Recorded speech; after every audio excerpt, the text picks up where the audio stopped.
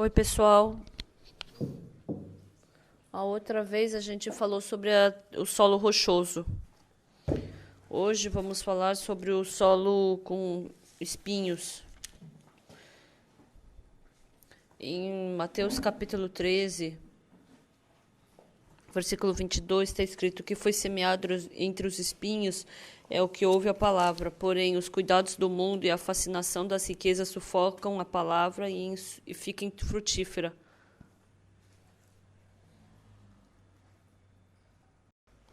Então, aquela vez a gente falou sobre o solo rochoso, né? Por causa das pedrinhas, então a raiz não podia tomar profundidade. Mas o solo entre os espinhos, o que é semeado entre os espinhos, tem profundidade. Ela tem. Mas não é que a raiz que é impedida de crescer, mas é os ramos que não podem crescer porque os espinhos impedem esse crescimento. É sobre isso que fala. Então, a raiz é a base. Então, dentro do nosso coração, porque tem uma coisa diferente do coração de Deus, então tem vezes que por causa dessa diferença a raiz de Deus não pode crescer. Por exemplo, a cobiça da carne, ou se não eu fiz bem. Se eu tiver essa base no meu coração, mas ele conseguiu criar base, raiz e ele brotou. Mas a nossa vida cotidiana, isso começa a nos pressionar e começa a dar preocupação para a gente. Então, vivendo a vida espiritual de Jesus Cristo, com Jesus Cristo, começando a vida espiritual, eu quero orar pelo Senhor, eu quero pregar pelo Senhor, eu quero ler a Bíblia, eu quero falar sobre a Bíblia, o Evangelho. Então, surge esse tipo de coração.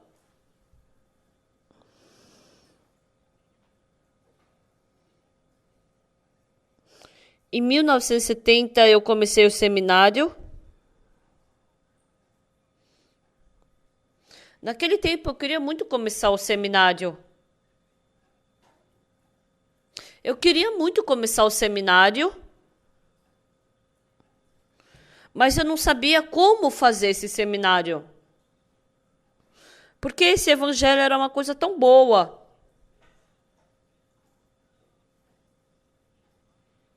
E eu descobri que eu pregar o evangelho sozinho tinha um limite. Então, eu pensei, ia ser muito bom se tivessem pregadores do evangelho que pregassem junto comigo pelo mundo todo. E o que era mais importante disso tudo é que eu tinha que ensinar os irmãos que eu pregasse o evangelho e que recebessem a salvação. Em 1970, a gente começou o seminário. Em 1974, foi no ano em que meu filho nasceu.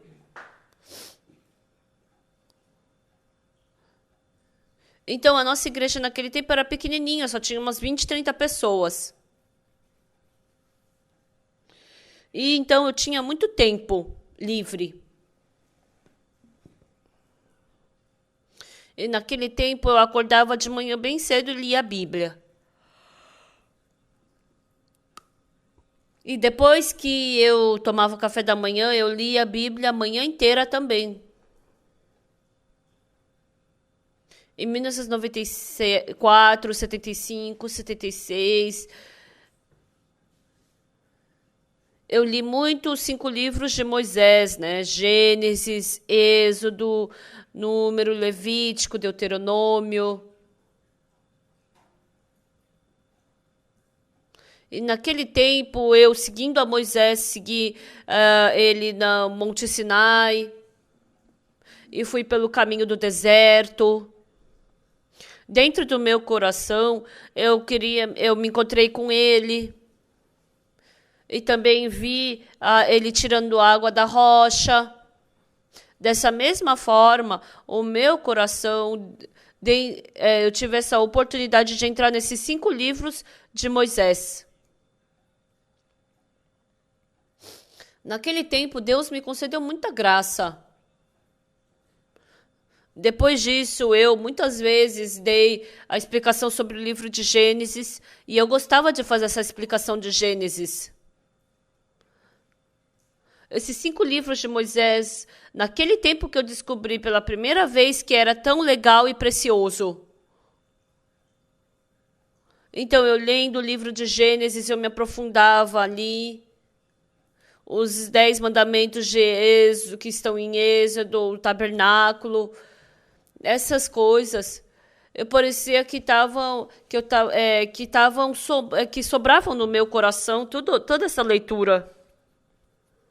Principalmente, entrando no livro de Levítico e sobre o tabernáculo, aconteceu algo incrível. Na verdade, por muito tempo eu sofri, eu fiquei angustiada por causa do pecado. Lendo o livro de Levítico foi muito interessante. Quando Moisés desceu com as 2 tábuas de pedra, está escrito em Êxodo, né?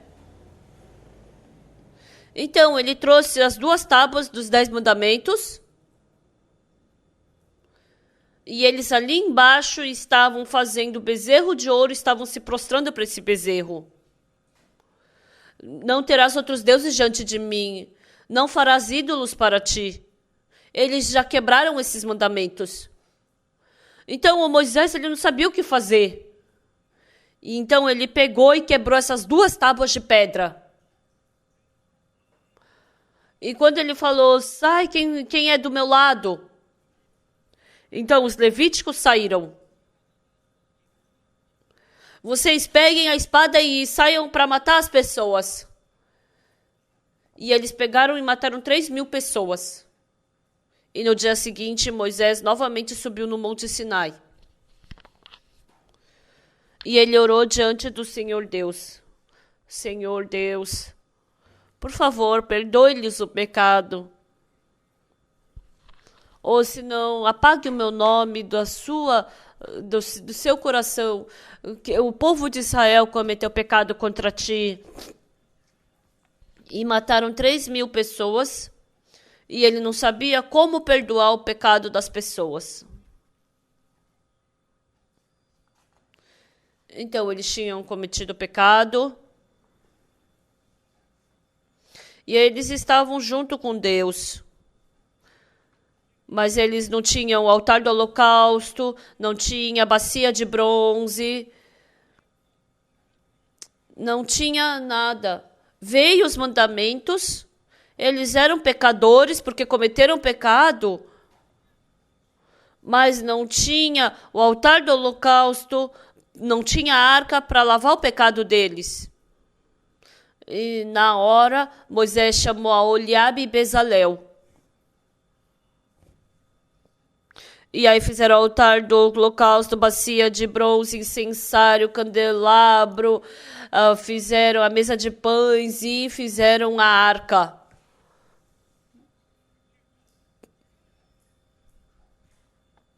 Então, depois de fazer tudo isso, quem cometeu o pecado, vem aqui. Traz um cordeiro, traz uma ovelha. E eles pegavam a ovelha, pegavam o sangue dessa ovelha e queimavam no altar de holocausto, passavam esse sangue e era perdoado o pecado. Se o meu pai naquele tempo tivesse esse altar de holocausto, tivesse propiciatório, então meu pai não precisaria ter morrido. Porque eles cometeram pecado por terem feito aquele bezerro de ouro. Mas era só fazer esse sacrifício no altar de holocausto e podia ser perdoado o pecado, mas não tinha altar de holocausto. Mesmo se tivesse o altar de holocausto, porque eles não sabiam, eles descobriram que por isso eles receberam maldição. Quando eu li o livro de Êxodo, Levítico, Deuteronômio, eu vi sobre esse holocausto. Eu agradeci. Eu também sou esse tipo de ser humano que tem o pecado. Se eu não lavar meu pecado, o que vai acontecer comigo? Eu vou ter que receber a maldição eterna. Mas Jesus Cristo se tornou no nosso sacrifício. Jesus Cristo se tornou no nosso altar de holocausto. Ele se tornou no nosso sacrifício. E é assim que ele lavou o nosso pecado. Eu achei isso incrível. E sabe o que é mais incrível? Esse sangue que Jesus Cristo derramou na cruz para lavar os meus pecados, ele foi derramado também no altar de holocausto que está no tabernáculo do céu. E eu queria pregar isso para todas as pessoas. Mas eu sozinho era difícil. E eu queria ensinar isso para as pessoas. Eu queria pregar o evangelho para o mundo inteiro. Eu queria publicar livros, queria fazer uma transmissora de TV, queria enviar os missionários. Quando eu pensei que essas pessoas ficariam felizes recebendo esse evangelho, eu fiquei muito agradecido. Mas era difícil para eu fazer sozinho. Era numa sala de culto que estava localizada no 2º andar. Como eu vou fazer esse seminário? Era muito difícil. Eu não vou conseguir fazer. Era muito difícil quando eu via. Então, quando eu orava, Deus falava para eu fazer o seminário. Como eu vou fazer? Eu não consigo fazer. Eu não consigo fazer. Deus não falou nada. Acho que Deus esqueceu. Tá bom, deixa então. E quando eu orava e me aproximava novamente de Deus, Deus me dava novamente o coração para fazer o seminário.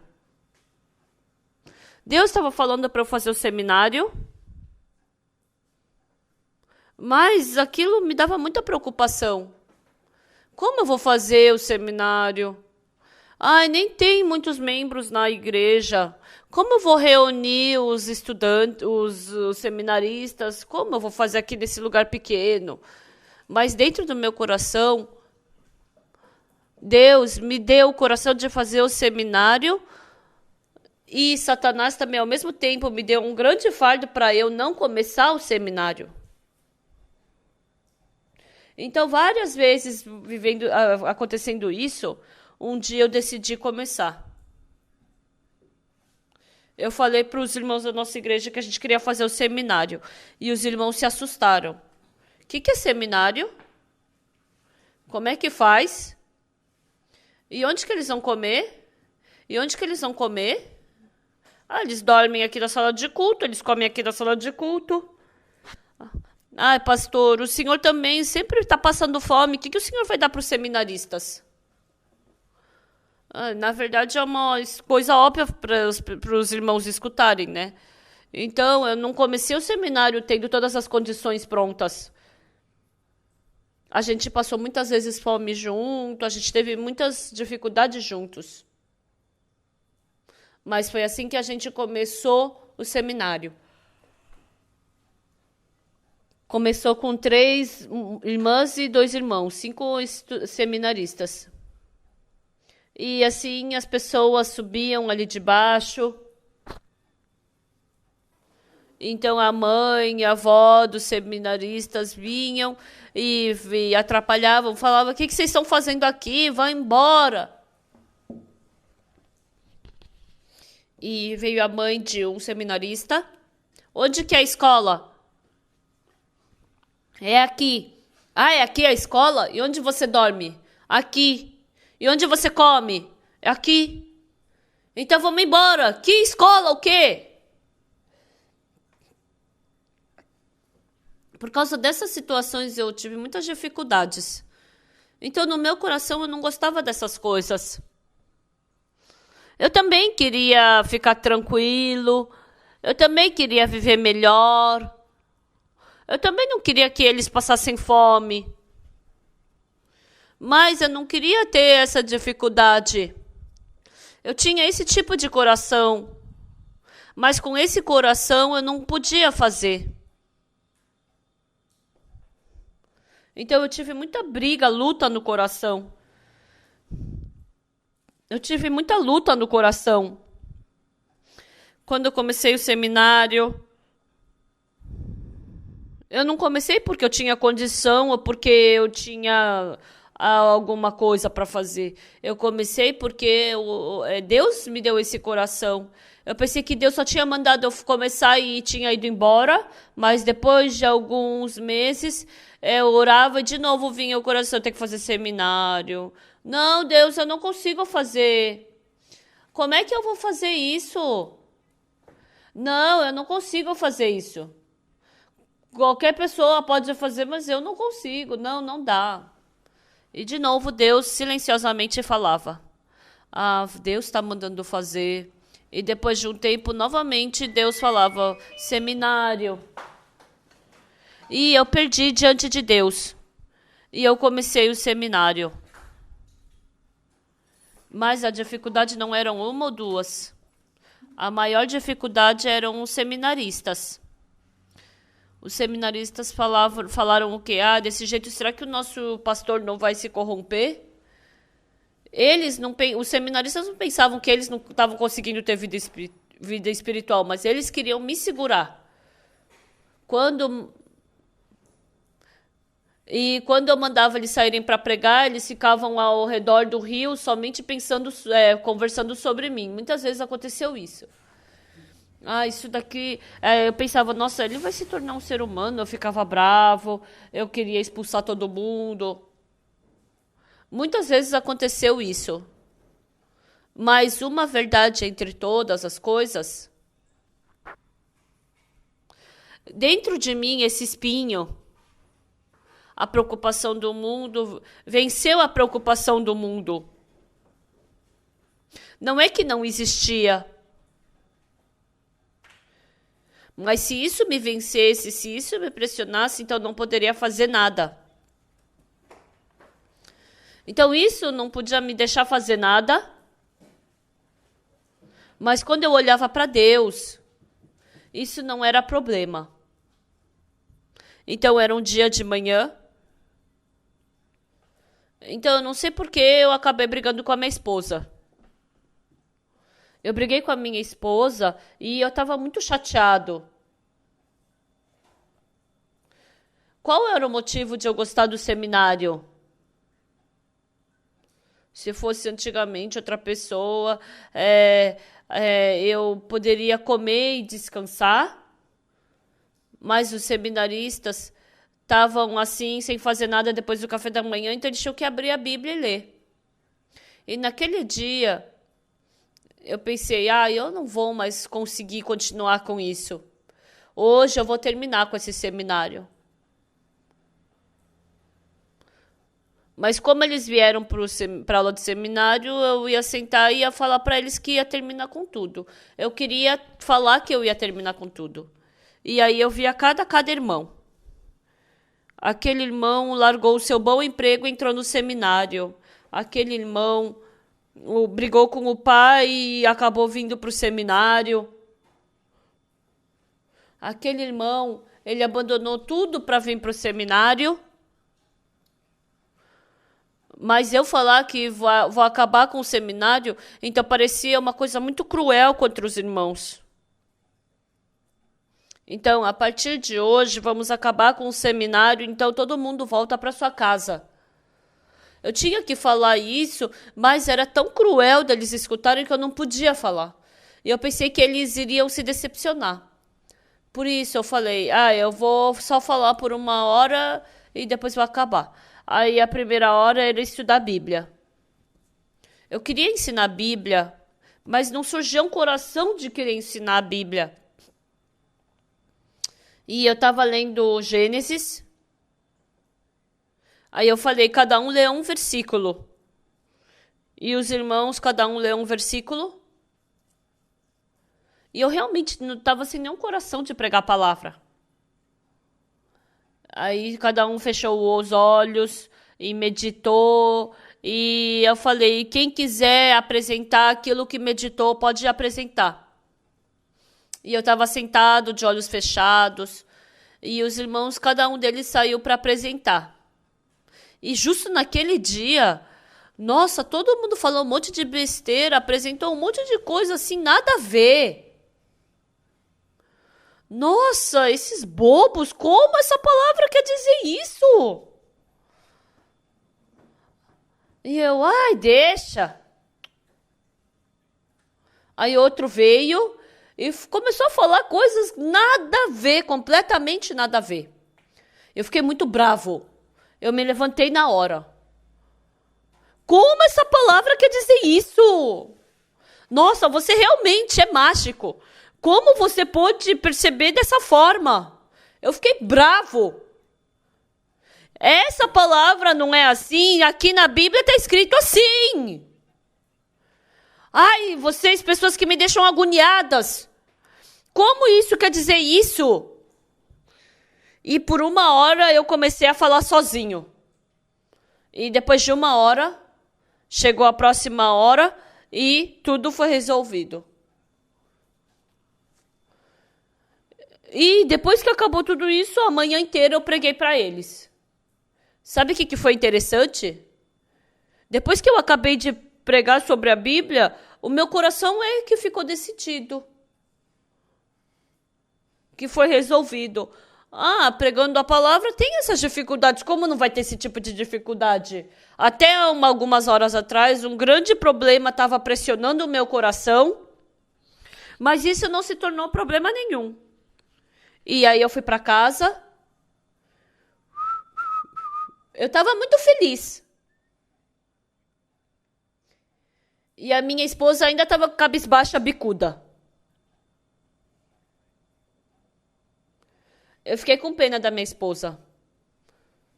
Eu preguei a palavra e tudo já foi resolvido. E eu acho que a minha esposa estava sozinha se preocupando. Aqueles espinhos, as tentações, todas essas que estavam no meu coração, Deus resolveu cada uma delas. Vocês também. Como a semente que foi plantada entre os espinhos, o seu coração está cheio de espinhos. Ah, será que isso vai dar certo? Será que isso vai dar certo? Não, isso não vai dar certo. Mas quando a gente entra no espinho, a gente não pode fazer nada. Ai, aqui, espinho, espinho, espinho, espinho. Ai, é tudo espinho, não dá para fazer nada. Isso é problema, aquilo é problema, isso é espinho, isso daqui só tem espinho, só tem problema.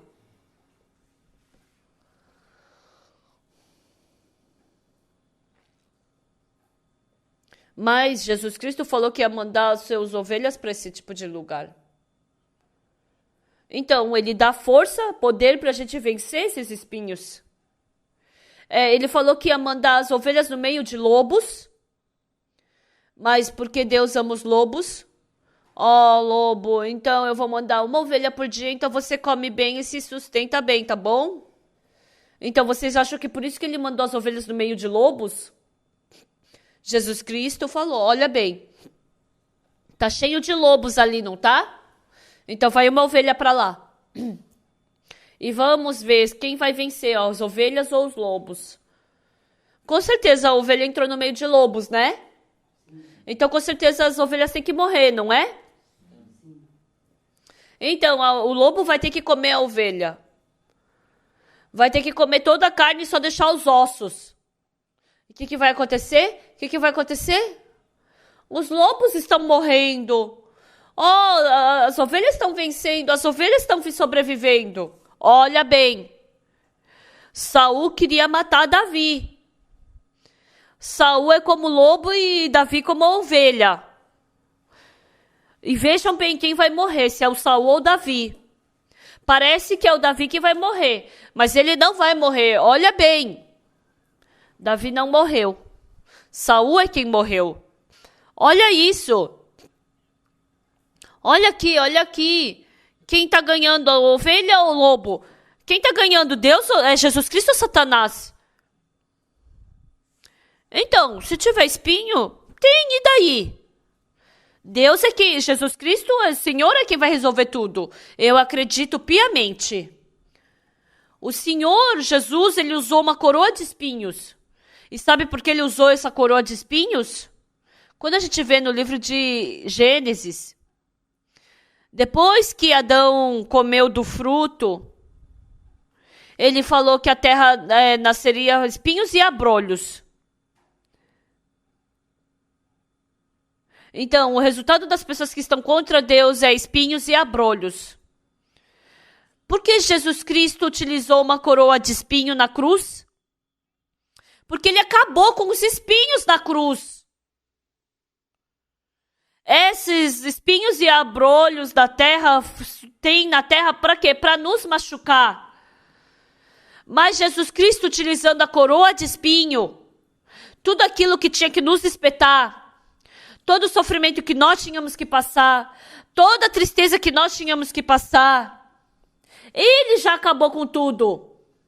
Então já acabou tudo perfeitamente. Isso é surpreendente. É sobre isso que está falando. É surpreendente. Por isso, Deus já preparou tudo para nós vencermos os espinhos. Então parece que esses espinhos que estão diante de nós nos dão medo, mas o Senhor Jesus Cristo já resolveu todos esses espinhos, por isso ele recebeu aquela maldição na cruz. É tão gratificante. Por isso ele fez tudo para que nós vivêssemos uma vida abençoada. Por isso o Senhor Jesus fez com que nós pudéssemos vencer esses espinhos. É tão gratificante.